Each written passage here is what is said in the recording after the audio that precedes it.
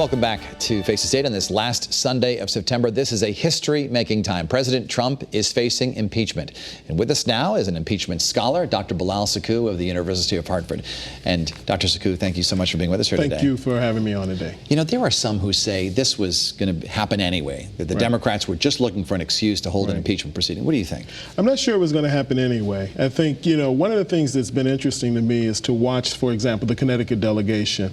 It only was in the last few days that, you know, a majority of this delegation decided to get on board with impeachment. In fact, there was great hesitancy on their part, and I think Speaker Pelosi was very afraid to do this, fearing what the potential implications would be for the election next year, especially for those freshman Democrats who had won in swing state areas or areas in which were Republican districts that had been swung to the Democrats. Let's ask, because it's been 21 years since we had the last impeachment proceedings against President Bill Clinton, and then you have to go back another generation to Nixon in 1974, and he, of course, resigned before a certain impeachment, and then what's 140 years ago with Andrew Johnson. So walk us through, Professor, if you know, Doctor, if you could, what will we be seeing and when will this all begin? Right. Well, we're seeing this begin right now, and what will likely happen over the next sort of several weeks is that members who are chairs of the various 6 committees that Speaker Pelosi has asked to investigate various allegations against the president will probably get together and meet and talk about what evidence they have against this president. And then eventually that information will probably be passed on to the Judiciary Committee at some point, which will really start this process of doing some investigation. So right now, I think we're in the early stages of this, you know, the events of today, as we tape this, where the DNI acting director spoke was in many ways an opening round in this new sort of stage of this process. You know, I remember when I was a kid coming home from school and my mother would be watching the impeachment proceedings that had preempted her soap opera at the time. Will we see, I mean, obviously, you know, television is different than cable TV. Will everything be televised, or will some of these meetings be behind closed doors? You know, not everything will be televised. I think some of these things deal with national security issues, and so they will be done behind doors. Even DNI, the acting DNI head will actually do some behind door testimony as opposed to what occurred today, where he actually spoke in public. And so, you know, obviously when you're dealing with, you know, national security issues like this right now, at least this part of it, you need to do some of those things in secret. So it really gets going in the Judiciary Committee when they start having their hearings. And then after that, what happens? Well, the Judiciary Committee will make their recommendations, and eventually it'll be a vote in Congress about whether, you know, to impeach the president. There will be articles of impeachment that will be introduced. There will be some debate and discussion about that. And then from there, it moves to the Senate. And the question will be whether the Senate will actually take them up.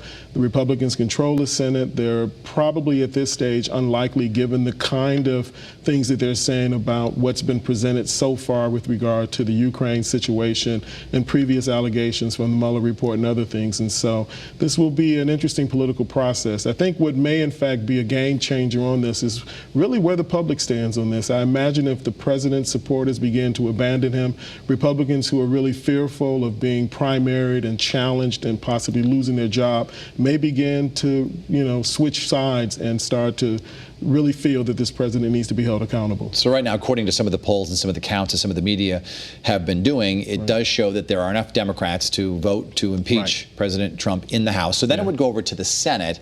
And as you said, the Senate doesn't have to have a hearing, you know, a trial, but it doesn't have to have a trial, but you know, the Senate certainly, you know, can have that public trial, pressure, and there'll be public pressure to do it. And again, it really depends on what the Democrats are able to unsurface and what those actual articles are. And so if, you know, if the allegations are really serious against the president and say that there are 3, 4, maybe 5 articles of impeachment, I mean, I think it will be hard for Republicans not to take this process really serious and not to sort of dismiss it, perhaps the way they did in the Clinton situation. Is there a difference in that perhaps the president did something that was ethically wrong or in violation of his oath, but not necessarily illegal? Yeah, I mean, it's an interesting question. I mean, this idea of, you know, high crimes and misdemeanors is something that scholars who look at impeachment debate back and forth in terms of what it means.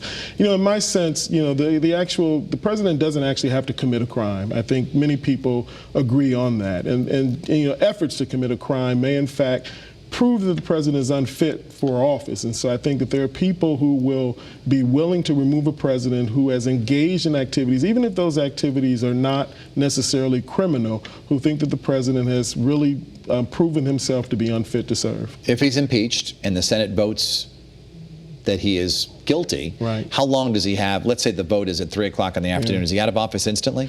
That I'm not sure, but I imagine that this will be something that will move fairly quickly in terms of having the president leave office, which again will be an interesting moment. I mean, this president has sort of given sort of signs that he will not go down easy. And so we may face a kind of crisis of resistance on the part of the president if something like that happens, which I think will be new territory for us as a country. And with Richard Nixon, of course, leading Republicans went to him and said, you're going to be found guilty. Right. You need to resign, exactly, otherwise you're going to be impeached.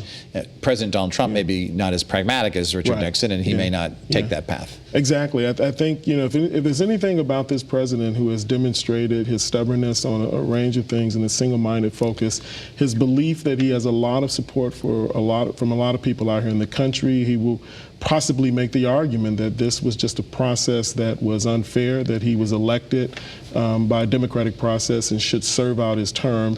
Those arguments will be made as this process moves forward, as opposed to really being argued at the very end. But it could be an interesting moment. I really don't know how that president will react and how his supporters will react if, in fact, there is a case made for him to be removed and Congress decides that that's something that should be done. Obviously, if key Republicans said, I'm going to vote against him, then that could be, but they still need 2/3. Right. So you need 2/3 in the Senate to actually remove the president. You need a majority of the members, and the Democrats have that already. They've got the majority to actually vote for an impeachment. So the question will be, again, I think, really what the country needs to get is a clear sense of why this case is being made and what the evidence is that is being presented for why the president is deemed unfit to serve and should be removed from office. So the Democrats have a high bar to leap over in making that case, because I think a lot of people are not quite there yet. And so over the months as we see this investigation go on,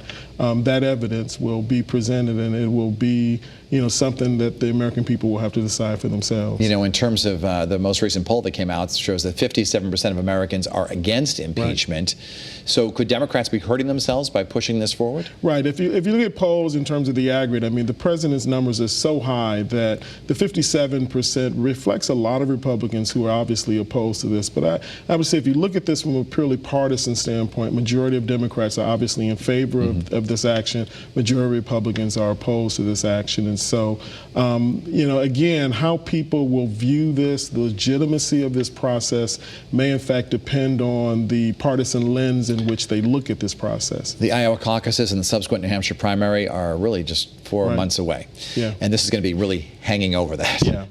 How does it impact voting? I imagine that the Democrats will try to wrap this process up, which is a difficult timeline to complete by the end of the year. I think going into the next year, this competes with the primaries and the caucuses, and I think that's something that the Democrats don't want to have going on.